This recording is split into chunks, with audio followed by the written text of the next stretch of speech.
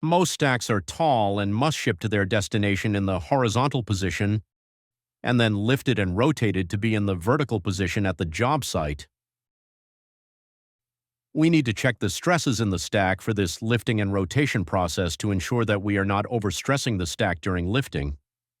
To do this, go to Analysis and then select Lifting. The first entry is that of the impact factor. When a stack is lying in the horizontal orientation on supports, the stack is experiencing 1 times gravity. During lifting, the process is not always smooth, and so there could be some impact or acceleration that the stack experiences during lifting. This is accounted for with the impact factor. A value of 1 would indicate that the lift was perfect and the stack experiences only 1 times gravity during the entire lifting process. A value of 2 indicates that the stack is experiencing 2 times gravity during lift. A typical value for most stack lifts is 1.5. Next, the top and lower lifting elevations is specified. This lifting option is only equipped to handle the most common scenario where the stack is lifted from 2 points. It cannot handle being lifted by more than 2 points. Now, the lifting and tailing offsets are specified. These offsets will depend upon the type of lifting lug that is specified, and it is recommended that you refer to help for sketches showing the offsets in order to understand what value to enter.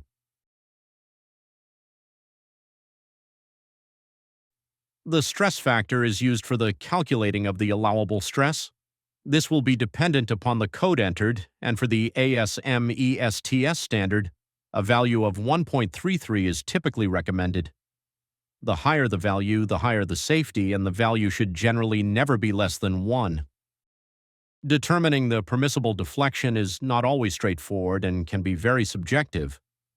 We have adopted the general rule that we will limit deflection based upon the span under consideration. Depending upon the locations of the lifting and tailing points, we could have cantilevers on either end of the lift and a simple supported beam between the lift points. The conservative approach is to limit deflection to the appropriate span length divided by 200. You can change this 200 to some other value that you deem appropriate, but 200 is the default and is generally recommended. What this means is that if you have a 100-foot or 30-meter long span between the lift points, then the allowable deflection would be about 6 inches or 150 millimeters. The question then becomes whether these deflection limits are going to be evaluated with the impact factor applied or not, and this can be selected here. It is more conservative to evaluate the deflection with impact loads applied. However, the default is that they not be considered with impact loads.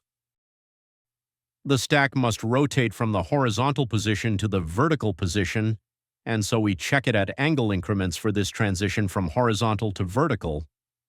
If the stack is not rotating to vertical, then we just specify the increment to be 0 degrees, and it will only be checked for the horizontal orientation.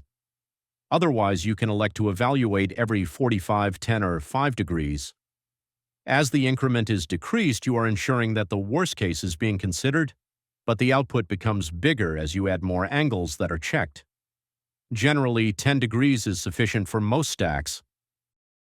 Finally, we have an option to export the file to Meca lug. The lifting analysis being performed in MecaStack is a global lifting analysis, meaning that it checks the stack stresses as a whole for the lifting process. We also have to design the lifting lug itself and verify the stresses in the lug and the local attachment of the lug to the stack. This is not handled by MecaStack, but it is handled by Meca lug.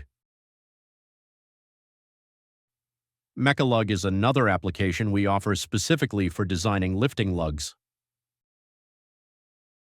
If using Meca lug, you can select the Meca lug export option and select the type of lifting lug that is being utilized.